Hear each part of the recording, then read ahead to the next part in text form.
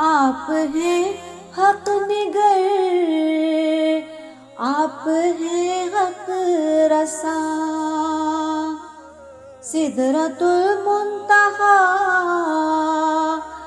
آپ کے زیر پا، آپ ہیں مظہر ذات رب العلا، رہبر حق نما خاتم الانبیاء، رہبر حق نما خاتم الانبیاء۔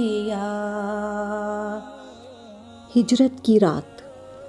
ہجرت کی رات جب کہ 1/3 رات گزری تھی، قریش کے مسلح نوجوانوں نے حضور اکرم صلی اللہ علیہ وسلم کے گھر کا محاصرہ کر لیا اور اس انتظار میں رہے کہ حضور علیہ الصلاۃ والسلام سو جائیں تو ان کا کام تمام کر دیں۔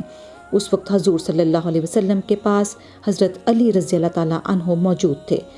حضور صلی اللہ علیہ وسلم کے پاس کچھ امانتیں تھیں۔ آپ صلی اللہ علیہ وسلم نے حضرت علی رضی اللہ تعالیٰ عنہ سے فرمایا، اے علی، تم میری چادر اوڑھ کر میرے بستر پر سو جاؤ، صبح امانتیں واپس کر کے تم بھی مدینے چلے آنا۔ رسول اکرم صلی اللہ علیہ وسلم نے خاک کی ایک مٹھی لی اور سورہ یاسین کی یہ آیت پڑھی، اور بنائی ہم نے ان کے آگے دیوار اور ان کے پیچھے دیوار، پھر اوپر سے ڈھانک دیا سو ان کو نہیں سوجتا۔ آیت پڑھتے ہوئے خاک کی مٹھی کفار مکہ کے شمشیر بدست نوجوانوں کی طرف پھینک دی۔ اللہ تعالیٰ نے ان کی آنکھوں پر پردہ ڈال دیا اور وہ رسول اکرم صلی اللہ علیہ وسلم کو نہ دیکھ سکے۔ حضور صلی اللہ علیہ وآلہ وسلم ان کے درمیان سے گزر گئے۔ مشہور ہے کہ ہجرت کی شب جب پیچھا کرنے والے غار ثور کے قریب آ گئے تو دفعتاً ببول کا درخت اگا اور اس کی شاخوں نے پھیل کر غار کو ڈھانپ دیا۔ ساتھ ہی 2 کبوتر آئے اور درخت پر گھونسلہ بنا کر انڈے دے دیے، اور غار کے منہ کے آگے مکڑی نے جالا بن دیا۔ مکڑی عنکبوت اپنا گھر تاروں سے بناتی ہے۔ ہر تار 4 باریک تاروں کا مجموعہ ہوتا ہے اور ہر باریک تار 1000 تاروں سے تیار ہوتا ہے۔ بالفاظ دیگر جالے کا ہر تار 4000 تاروں سے بنتا ہے۔ مکڑی کے جسم پر 4000 باریک نالیاں ہیں، ہر نالی سے ایک تار نکلتا ہے۔ نالیوں سے ذرا آگے 4 سوراخ ہوتے ہیں، ہر سوراخ میں 1000 تار داخل ہو کر ایک تار کی شکل اختیار کر لیتے ہیں۔ دم کے آخر میں صرف ایک نالی ہوتی ہے جس میں سے یہ 4 تار گزر کر ایک دھاگا بن جاتے ہیں۔ مکڑی چھت کے شتیروں سے گوند نکال کر تاروں پر لگاتی ہے اور پھر ان تاروں سے اتنا مضبوط گھر بناتی ہے کہ ضعیف اور کمزور ترین گھر ہونے کے باوجود طوفان اور تند آندھیوں میں بھی نہیں ٹوٹتا۔ مکڑی کا جالا مسدس شکل کا ہوتا ہے جس کا ہر ضلع نصف قطر کے برابر ہوتا ہے۔ مکڑی جالا بنتے وقت ہر تار پر 5-6 مرتبہ آتی جاتی ہے اور ہر بار ایک نئے تار کا اضافہ کرتی ہے۔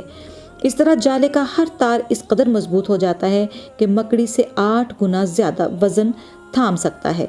مکڑی 6 ماہ تک بھوکی رہ سکتی ہے۔ اس کی 8 آنکھیں ہوتی ہیں۔ یہ ایک وقت میں 2000 انڈے دیتی ہے جنہیں ملائم اور سنہرے تاروں میں لپیٹ کر رکھتی ہے۔ مکڑی ضروریات کے مطابق مختلف رنگ کے تار نکال سکتی ہے۔ ہر تار ریشم کے تار سے 9 گنا کم باریک ہوتا ہے۔ قرآن کریم میں عنکبوت کا ذکر ہے۔ جو لوگ اللہ کو چھوڑ کر دوسروں سے تعلقات جوڑ لیتے ہیں وہ اس مکڑی کی طرح ہے جو جالا تن لیتی ہے۔ کاش انہیں معلوم ہوتا کہ مکڑی کا گھر دنیا میں کمزور ترین ہے۔ بظاہر بے وقت اور معمولی نظر آنے والی اشیاء کی تکوین میں قدرت نے عقل و دانش، قوت تخلیق اور کمال صنائی کا حیرت آفرین مظاہرہ کیا۔ قرآن میں یہ بھی ہے، ہم یہ مثال لوگوں کی خاطر بیان کر رہے ہیں اور انہیں صرف ارباب علم ہی سمجھ سکتے ہیں۔ سورہ العنکبوت۔ آج کا جو معجزہ ہم نے سنا اس کا رسول اللہ صلی اللہ علیہ وآلہ وسلم کی زندگی میں بہت اہم مقام ہے، یعنی ہجرت کی رات کا واقعہ۔ اس کے متعلق مصنف کیا فرماتے ہیں، آئیے سنتے ہیں۔ قرآن پاک میں ہے، ہم نے زمین پر آدم کو اپنی نیابت کے اختیارات دیے، یعنی زمین پر آدم اس طرح حاکم ہے کہ وہ زمین میں جس طرح چاہے تصرف کر سکتا ہے، اور اس تصرف کی بنیاد پر زمین اور زمین میں موجود تمام اشیاء اور مخلوقات اس بات کی پابند ہیں کہ آدم کے حکم کی تعمیل کی جائے۔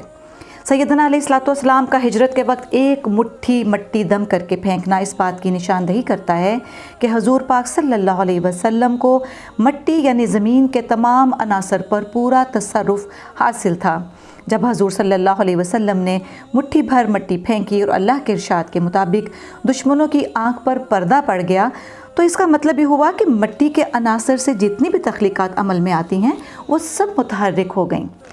गार सौर में जाने के बाद ये ज़रूरी था कि सैयदना हज़ूर अलैहिस्सलाम पर दुश्मन की नज़र ना पड़े और वो दीन हक़ की तबलीग के लिए बहिफाजत मदीना मुनव्वरा पहुँच जाएँ।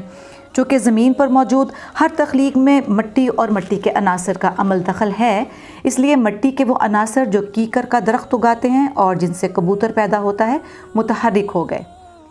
आदम अलैहिस्सलाम को अल्लाह ने जब नियाबत और खिलाफत अता की और ये फरमाया कि हमने आदम को अपनी तख्लीक की सिफ़ात के तमाम अलूम सिखा दिए, तो इसका मफ़हूम ये हुआ कि आदम बहसीयत नाइब और खलीफा के तख्लीक के इख्तियारात के इस्तेमाल करके तसर्रुफ़ कर सकता है। यह सैयदना हज़ूर अलैहिस्सलाम चूँकि बाइस तख्लीक कायनात हैं और इल्मुल अस्मा के अमीन हैं, इसलिए ज़मीन पर कीकर के दरख्त और कबूतर के अंडों की तख्लीक अमल में आ गई।